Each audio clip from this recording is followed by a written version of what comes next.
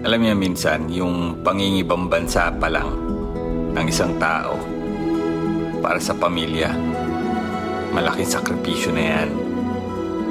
Kahit hindi niya alam kung anong mangyayari sa kanya sa abroad, kung suswertihin ba yan, kung makakaipon ba yan, kung matutupad ba niya mga pangarap ninyo, sumusugal yan. Pero ang hindi natin matanggap, mismong kapamilya pa ang magiging dahilan ng pagpapakamatay ng isang OFW. Alam niyo, marami sa aming mga Pilipino, umiiyak na lang kami kapag hindi namin naibibigay ang mga gusto ninyo. Kala nyo ayaw namin magbigay. Minsan dinadamdam namin yan. Kapag masama ang loob ninyo sa amin dahil hindi namin maibigay ang gusto ninyo, dinadamdam namin yan.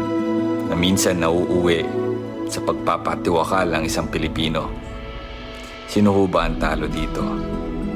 Sino ho ba magiging kawawa dito? Kayo din. Paano papauwiin yung bangkay ng kamag-anak ninyo? Iisip niyo ba ito?